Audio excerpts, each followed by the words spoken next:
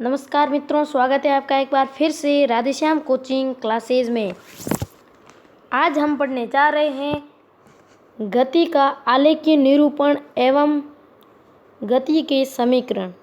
सबसे पहले हम गति का आलेखीय निरूपण के अंदर ग्राफ के बारे में पढ़ेंगे कि गति के किस प्रकार के ग्राफ बनते हैं, उनसे हमें क्या जानकारी मिलती है, उनके बारे में हम पढ़ने वाले हैं। तो आज के वीडियो में हम ग्राफ के बारे में जब अध्ययन करेंगे तो हम तीन तरह के ग्राफ पढ़ेंगे।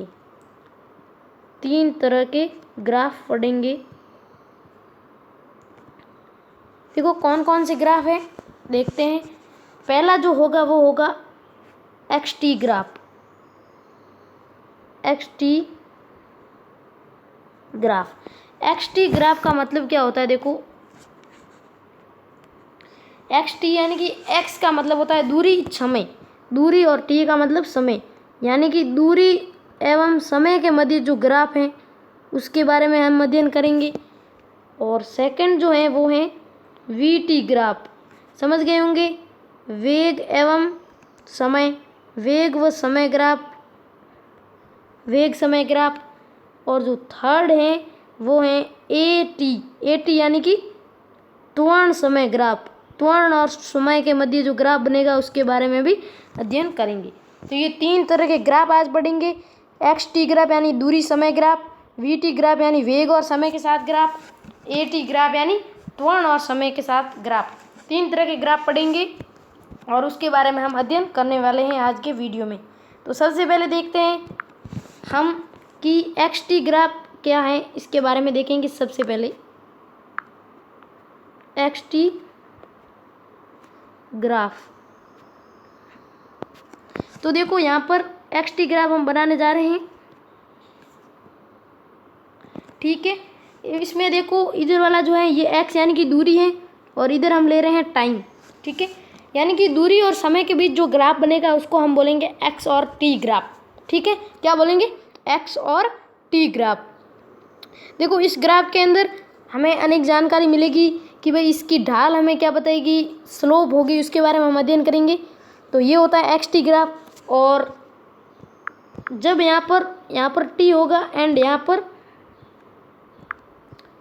पर होगा V, तो ये हो जाएगा VT ग्राफ, यानी कि वेग और समय के मध्य ग्राफ बन जाएगा।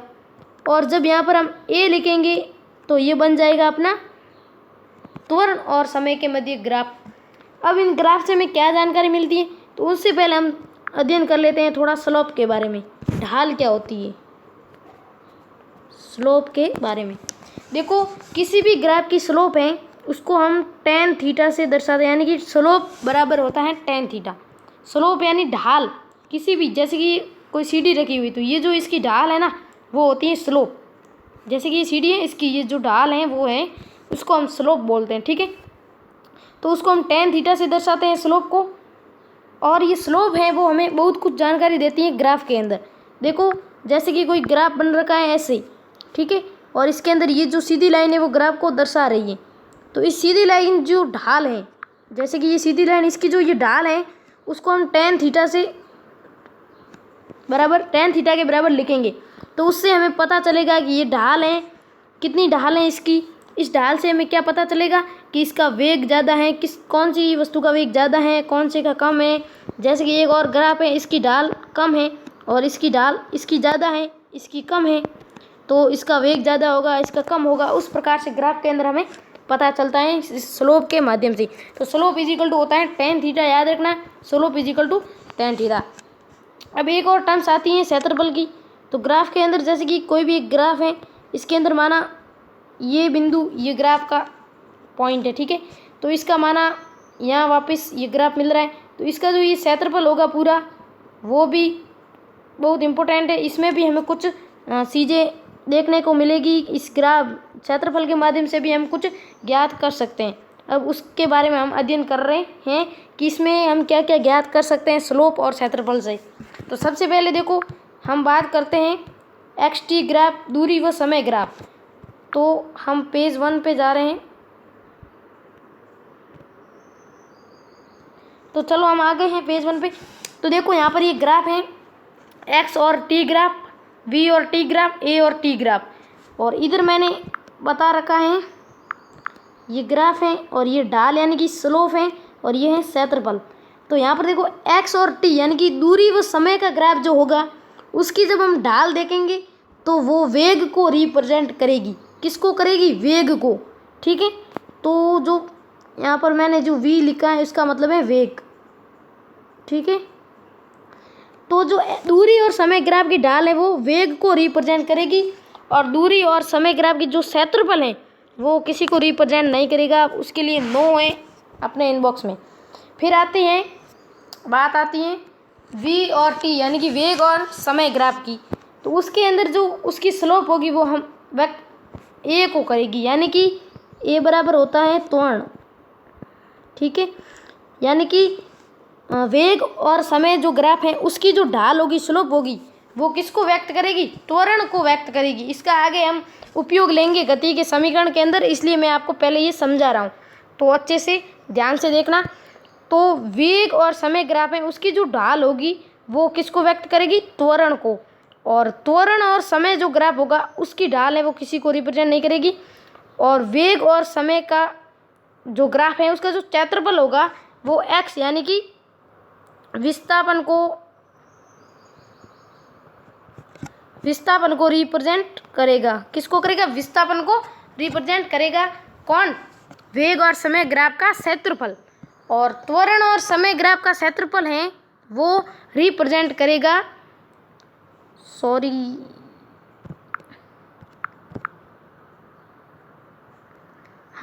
जो वेग और समय ग्राफ का क्षेत्रफल दूरी को, और जो त्वरण और समय ग्राफ है उसका जो क्षेत्रफल होगा वो v को व्यक्त करेगा, यानी कि वेग को व्यक्त करेगा। किसको व्यक्त करेगा? वेग को। ठीक है, v बराबर वेग है यहाँ पर। तो ये था कुछ पॉइंट्स, इसके बारे में आपको जानना ज़रूरी था। ये स्लोप क्या होती है? स्लोप को हम tan थीटा से लिखते हैं, इसका भी उपयोग होगा आगे। और ये आप एक बार स्क्रीनशॉट ले लीजिए ताकि आपको याद रहेगा। ये इनबॉक्स याद रहना बहुत ज़रूरी है। अब ग्राफ, ये निरूपण के अंदर बहुत सारे ग्राफ होते हैं जिसमें पता चलता है कि कौन सा ग्राफ नियत वेग का है, कौन से में वेग बढ़ रहा है, कौन से में घट रहा है। तो उन सब ग्राफों का अध्ययन है वो हम अगले वीडियो में करेंगे। आज हम पढ़ने वाले हैं गति के समीकरण। उससे पहले हम पढ़ लेते हैं गति के समीकरण। तो चलो चलते हैं नेक्स्ट पेज पे और अध्ययन करते हैं गति के समीकरण का। तो देखो, गति के समीकरण 3 होते हैं। कितने होते हैं? गति के समीकरण 3 होते हैं। तीनों का आज हम सबसे पहले ग्राफिकल मेथड यानी कि ग्राफीय विधि से हम उसको डेरिवेट करेंगे, यानी कि गति के समीकरण को ज्ञात करेंगे। तो चलो चलते हैं। तो सबसे पहले देखो एक ग्राफ बना देते हैं।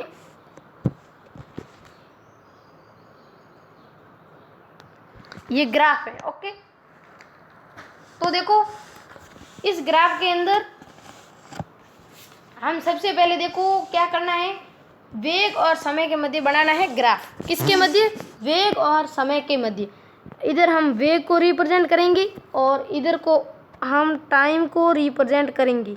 ठीक है, सॉरी यार, इधर हम टाइम को रिप्रेजेंट करेंगे। ठीक है, उसके बाद देखो सबसे पहले हम मानते हैं कि कोई एक वस्तु थी, उसका जो प्रारंभिक वेग था वो था v। कितना था? v। प्रारंभिक वेग v था, प्रारंभिक वेग u था, प्रारंभिक वेग u था। तो यहाँ पर हम ये t टाइम है, इसका t टाइम पे जो वेग था वो था u। ठीक है, अब यहाँ पर इसको a एक्सीलेशन से इसका वेग है वो बढ़ गया, यानी कि इसमें त्वरण उत्पन्न किया गया तो इसका वेग है वो बढ़ गया, v हो गया। बढ़ गया कितना हो गया? v हो गया, यानी कि जो ये पूरा वेग हो गया इसका बढ़ के वो हो गया v। ठीक है, तो यहाँ पर ये वेग हो गया v। ओके, यहाँ पर ये ग्राफ v का है। ठीक है, तो यहाँ मैंने v लिखा है। तो सबसे पहले देखो ग्राफ के अंदर क्या पढ़ा हमने कि भाई एक वस्तु थी, उसका प्रारंभिक जो वेग था वो था u। ठीक है, t समय में। अब उसका एक त्वरण उत्पन्न किया गया तो उसका वेग बढ़कर क्या हो गया? v हो गया। तो ये पूरा जो लाइन है वो होगी v की। तो अब देखो, अब मेन बात ये है कि देखो यहाँ तक जो है ये वाला, यहाँ तक u है और ये जो पूरा है वो है v। तो जो ये वाला है वो कितना हो जाएगा? v में से जो देखो, एक मिनट, ये v है और ये u है इधर, ठीक है, ये पूरा v है और ये आधा u। तो यहाँ पर जो ये वाला है उसकी दूरी क्या हो जाएगी, देखो v में से जब मैं u को इतने को और इतने को घटाऊंगा तो मेरा आ जाएगा ये वाला आ जाएगा, ठीक है, ये वाली जो दूरी है वो आ जाएगी। तो मैंने इसको रिप्रेजेंट किया v माइनस यू से, ठीक है। तो ये ग्राफ बन गया और ये समीकरण बनेंगे। अब देखो कैसे, थोड़ा सा इसको हम छोटा कर लेते। अब देखो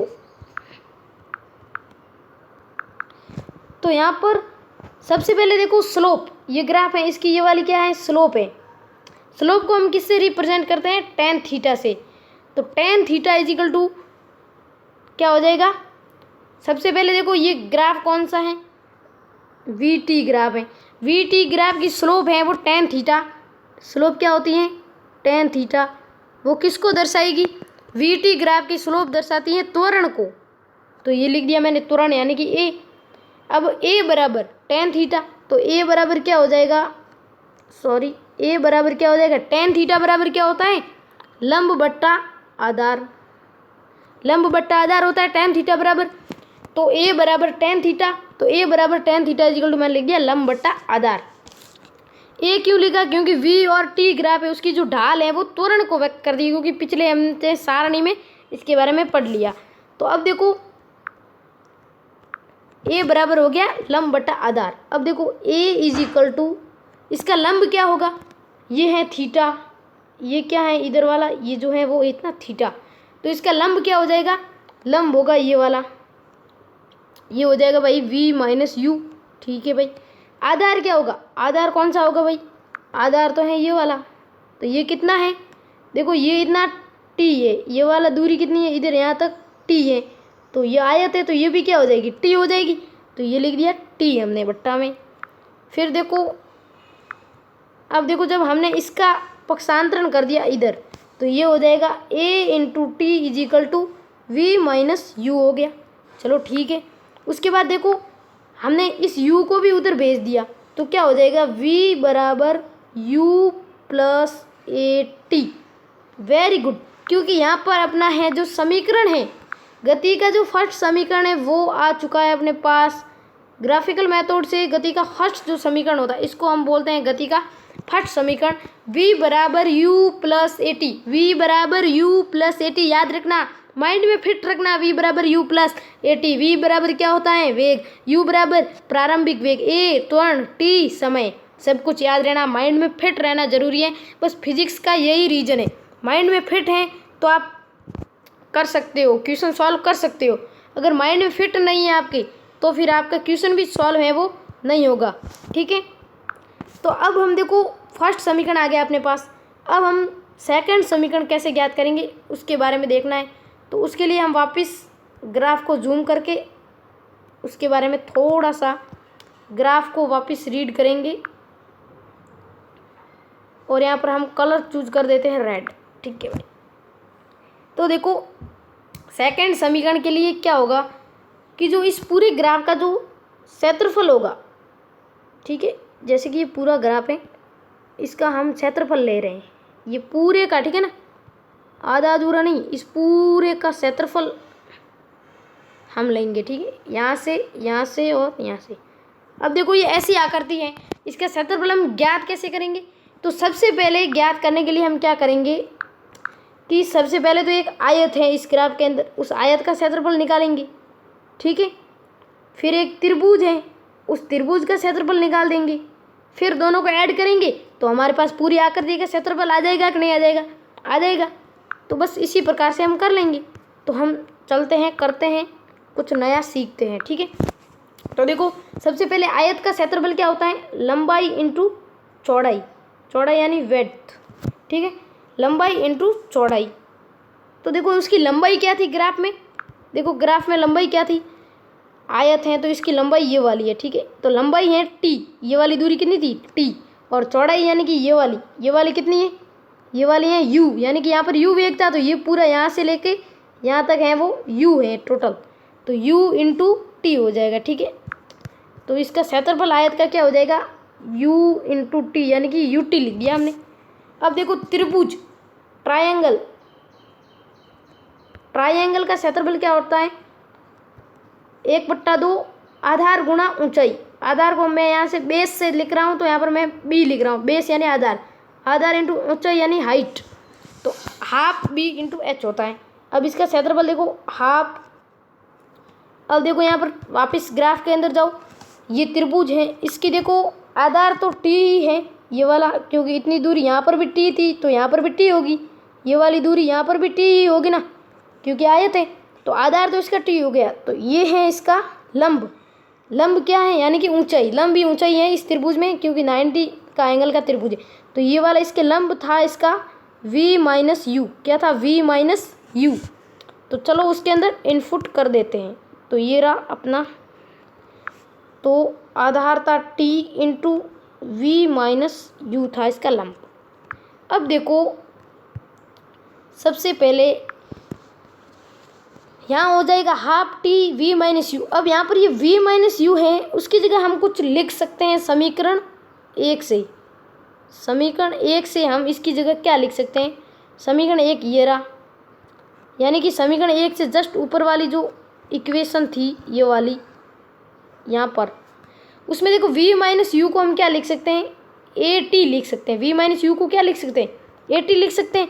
तो यहाँ पर हम क्या करेंगे, v माइनस यू की जगह क्या कर देंगे, बराबर लगा के half into t into v minus u की जगह लिख देंगे ए टी ऊपर वाले समीकरण से।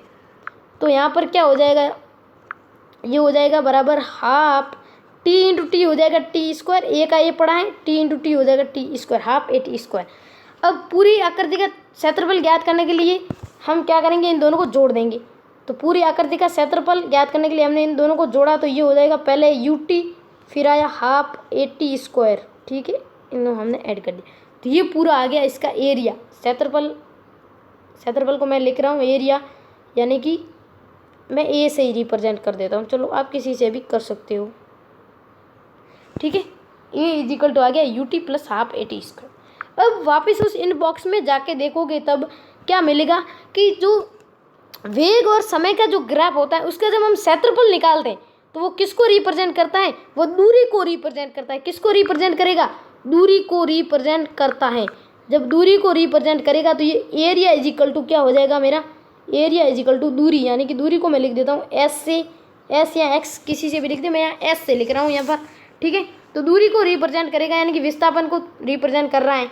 तो ये क्या हो जाएगा, यू टी एस बराबर U T plus, sorry plus ये केवल plus half A T square, यानी कि कुल मिला के अपना गति का सेकंड समीकरण भी प्राप्त हो चुका है। गति का सेकंड समीकरण भी प्राप्त हो चुका है। सेकंड समीकरण क्या है, हाफ, सेकंड समीकरण क्या है, ये है अपना सेकंड समीकरण, s बराबर U T plus half A T square. अब हम वापस लौटते हैं थर्ड समीकरण ज्ञात करने के लिए, क्योंकि गति के टोटल 3 समीकरण हैं। तो थर्ड समीकरण ज्ञात करने के लिए 2 मेथड हैं, तो हम किसी एक मेथड से कर लेते हैं। किस मेथड से किया जाए, तो सबसे पहले देखो सेकंड समीकरण अपना था वी स्क्वायर बराबर सॉरी एस बराबर U T plus half A T square, ठीक है। और उससे पहले जो अपना फर्स्ट समीकरण आया था वो था v बराबर u प्लस ए टी। तो हम क्या करेंगे, जो समीकरण 1 है ये वाला, उसका क्या कर देंगे, वर्ग कर देंगे। समीकरण का वर्ग करने पर समीकरण 1 का क्या करेंगे हम, वर्ग यानी कि स्क्वायर करेंगे। समीकरण 1 का स्क्वायर करेंगे तो देखो क्या हो जाएगा, v स्क्वायर बराबर, इधर भी स्क्वायर करेंगे तो u प्लस ए टी का स्क्वायर हो जाएगा, ठीक है। दोनों तरफ हमने क्या किया है, स्क्वायर कर दिया। ओ यार क्या हो गया, अब देखो स्क्वायर कर दिया हमने। अब वी स्क्वायर बराबर लिख लेंगे, स्क्वायर खोलने पर देखो ए प्लस बी का होल स्क्वायर क्या होता है, A square plus B square plus 2ab। तो देखो यू स्क्वायर प्लस ए टी का होल स्क्वायर, यानी कि A square T square plus 2uat, A plus B का होल स्क्वायर वाली सरसमीका खोली तो हमें कुछ ये रिजल्ट मिला। उसके बाद देखो v square is equal to u square plus, यहाँ पर हम 2a है वो कॉमन ले लेंगे, यानी कि बाहर ले लेंगे। तो यहाँ पर देखो 2 जो फर्स्ट, ये आपको थोड़ा सा समझना होगा। यहाँ पर देखो a स्क्वायर टी स्क्वायर है, ठीक है। यहाँ से मैंने एक a बाहर ले लिया तो पीछे क्या रह गया, ए टी स्क्वायर रह गया। टी स्क्वायर तो टी स्क्वायर पड़ा है, ए एक बाहर आ गया तो ए की पावर एक अंदर कम हो गई। अब यहाँ पर मैंने 2a कॉमन लिया है, लेकिन इसके अंदर तो 2a है ही नहीं, 2 तो है ही नहीं, कॉमन आएगा कहाँ से। तो 2 का हम इसके अंदर क्या लगा लेंगे, भाग। तब वापस देखो 2a को जब हम इसके अंदर भेजेंगे, वापस गुणा करेंगे तो 2 से 2 है वो कैंसिल आउट हो जाएगा, और a से a स्क्वायर हो जाएगा, और T square a square T square वापस वो का वो आ जाएगा, ठीक है। अब वापस वाइट मार्कर ले लेते हैं और देखो अब यहाँ पर देखो इधर भी हमने कॉमन लिया है 2a, तो 2 बार आ गया, a भी बार आ गया, तो अंदर रह गया u इंटू टी, ठीक है, u इंटू टी रह गया अंदर। अब यहाँ पर समझने लायक बात है, v square is equal to u square plus, अब देखो 2a का 2a पड़ा है। अब यहाँ पर देखो जो ये वाला समीकरण आपको दिख रहा होगा, ये जो कोष्टक के अंदर एक समीकरण है वो कहीं ना कहीं से तालमेल खा रहा है, यानी कि कोष्टक के अंदर हमारा क्या है, ए टी स्क्वायर बटा 2, यानी कि 1/2 A T square plus U T, तो वो तालमेल खा रहा है। आई थिंक यहाँ से यहाँ पर भी मुझे यही लग रहा है, U T plus 1/2 A T square, यानी कि इसको बराबर एस हो रहा है। तो यहाँ पर मैं इसके बराबर एस लिख सकता हूँ, आई थिंक मैं एस लिख लेता हूँ। A T square by 2 plus U T को मैं एस से दर्शा सकता हूँ। तो यहाँ पर खुशखबरी आ गई है, हमारा जो गति का तीसरा समीकरण है वो भी हमें मिल चुका है, वी स्क्वायर बराबर u square plus 2as, v square is equal to u square plus 2as, यानी कि गति का थर्ड समीकरण भी हमको प्राप्त हो चुका है। अब एक बार हम तीनों समीकरणों को एक जगह लिख लेते हैं। तो फर्स्ट समीकरण है v बराबर u प्लस ए टी और s बराबर U T plus half A T square and v square बराबर यू स्क्वायर प्लस 2as। तो याद रखना है आपको इन तीनों समीकरणों को, क्योंकि जब हम फिजिक्स पढ़ रहे हैं तो इन 3 समीकरण का याद होना बहुत ज़रूरी है, क्योंकि फिजिक्स में इसके अलावा कुछ है ही नहीं। क्योंकि सारे न्यूमेरिकल जो डायनामिक्स काइनेमेटिक्स के जो सारे न्यूमेरिकल क्वेश्चन है वो इन तीनों समीकरणों के बेस पे होंगे, और ये 3 समीकरण याद नहीं है तो आपका एक भी न्यूमेरिकल क्वेश्चन सॉल्व नहीं हो पाएगा। तो गाइज इन तीनों समीकरणों को याद कर लेना, और इनको डेरिवेशन कैसे करना है वो भी मैंने इस वीडियो के अंदर पूरा बता दिया है। एक बार वापस देख लेते हैं कि सबसे पहले हमने ग्राफ बनाया है v और t के मध्य, और किसी भी कण का प्रारंभिक जो वेग था वो था u, फिर बढ़कर t, जब उसको त्वरण दिया गया तो वो v हो गया। तो उस प्रकार से हमने ग्राफ बनाया, फिर उसका ढाल लिया, ढाल में हमने देखा कि tan थीटा बराबर a था, a बराबर लंब बटा आधार, उसके आधार पे हमने ये समीकरण ज्ञात किया। फिर सेकंड समीकरण निकालने के लिए हमने v और t ग्राफ का एरिया निकाला, जिससे हमें सेकंड समीकरण प्राप्त हुआ। और थर्ड समीकरण ज्ञात करने के लिए हमने फर्स्ट समीकरण का स्क्वायर कर दिया, यानी कि फर्स्ट समीकरण का वर्ग कर दिया। फिर 2a को कॉमन लेके अंदर का एक इक्वेशन बना के उसको हम s से रिप्रेजेंट करके थर्ड समीकरण प्राप्त किया। तो आज के वीडियो में बस इतना ही।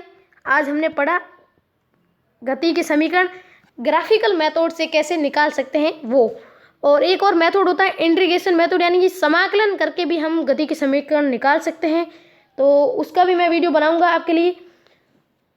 तो और गति का आलेखीय निरूपण वो भी नेक्स्ट वीडियो आपके लिए उपलब्ध हो जाएगी जल्दी से। तो इस वीडियो को से आगे शेयर कर लेना, ताकि और भी विद्यार्थी जो नहीं पढ़ पा रहे हैं, जिनको ये पता नहीं है गति के समीकरण, वो आराम से पढ़ सके। आगे शेयर कर लेना, और वीडियो अच्छा लगा हो तो लाइक कर लेना, और चैनल को अभी तक सब्सक्राइब नहीं किया है तो सब्सक्राइब कर लेना, और बेल आइकन को दबा लेना, ताकि आपको हर नोटिफिकेशन सबसे फास्ट मिलते रहे। तो ये था आज का टॉपिक, और उससे पहले एक बार रिवीजन हो जाए पेज फर्स्ट का।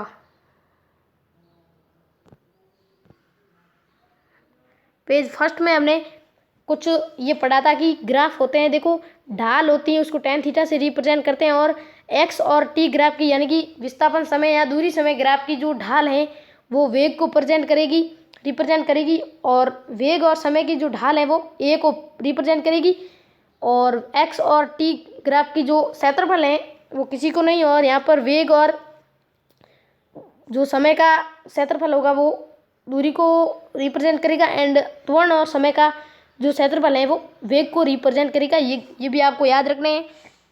एक बार स्क्रीनशॉट ले लेना ताकि याद रहे। और गति के समीकरण कैसे डेरिवेट करते हैं वो भी हमने इस वीडियो में पढ़ लिया है। तो चलो